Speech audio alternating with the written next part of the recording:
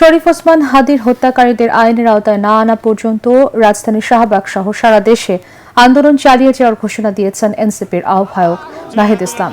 রাতে শাহবাগে জাতীয় ছাত্র শক্তির বিক্ষোভ মিছিল ও শোক কর্মসূচিতে তিনি বলেন, এবার আর ছাত্র জনতা বসে থাকবে না। এ সময় হাদির হত্যাকারীদের দ্রুত গ্রেফতার করে ভারত থেকে বাংলাদেশে ফিরিয়ে দেওয়ার দাবি জানান সাবেক তথ্য উপদেষ্টা মাহফুজ আলম।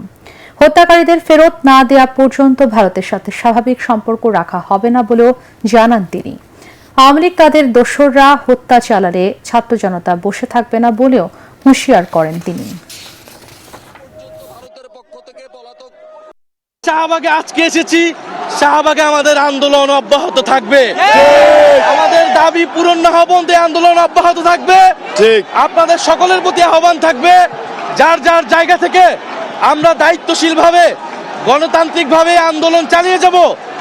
যারা এই আন্দোলন এবং জনগণের ক্ষোভকে ব্যবহার করে আন্দোলন বিপথে নেওয়ার চেষ্টা করবে, তাদের প্রতি আপনারা সতর্ক থাকবেন। আমরা চাই একটা ঐক্যবদ্ধ জায়গা থেকে জুলাইয়ে যেভাবে আমরা ঐক্যবদ্ধ ছিলাম সেইভাবে আন্দোলন পরিচালনা করতে, এবং সারা দেশের মানুষের প্রতি আহ্বান থাকবে, জুলাই গণ অভ্যুত্থানে আপনারা যে সকল স্পটে আন্দোলনে নেমে এসেছিলেন, চট্টগ্রাম, রাজশাহী, বরিশাল, খুলনা, রংপুর এবং ঢাকা শহরের যাত্রাবাড়ি, উত্তরা, সব জায়গায় অবস্থান কর্মসূচি গ্রহণ করুন। আমাদের আন্দোলন হবে শান্তিপূর্ণ এবং গণতান্ত্রিক, এবং রাজনৈতিক দলের নেতাদেরকে বলবো, আপনারা এবার মুখ লুকাবেন না। জুলাই অভ্যুত্থানে আপনারা মুখ লুকিয়েছিলেন, ঠিক, কিন্তু এখন সময় সকলে ঐক্যবদ্ধভাবে দেশের মানুষকে এই আন্দোলন নেতৃত্ব দেওয়ার জন্য আমরা মাঠে আছি, সকল ছাত্র জনতা মাঠে আছে, এবং আমাদের আন্দোলন অব্যাহত থাকবে। এই দেশের তরুণ সমাজের সাথে আপনারা আর খেল তামাশা দেখায়েন না।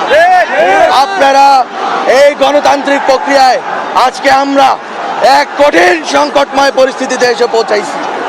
আমাদের সামনে নির্বাচনের মাধ্যমে গণতান্ত্রিক রূপান্তর হবে, এবং গণতান্ত্রিকভাবে যেই দলেই ক্ষমতায় আসুক তারা এই দেশের স্বাধীনতা, সার্বভৌমত্ব, নিরাপত্তা, অখণ্ডতার লক্ষ্যে শক্তিশালী ভূমিকা রাখবে। এতদিন পরে বাংলাদেশে নির্বাচন হবে, সেই লড়াই আমরা করতে চেয়েছিলাম।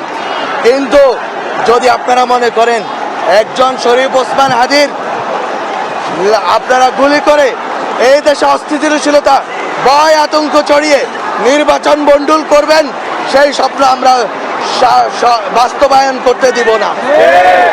এই দেশে নির্বাচন হবে, এই দেশে গণতান্ত্রিক রূপান্তর হবে। আমাদের রক্তে লেখা এই সংস্কারগুলো এই যে কোনো মূল্যে বাস্তবায়নের দিকে এগোতে হবে।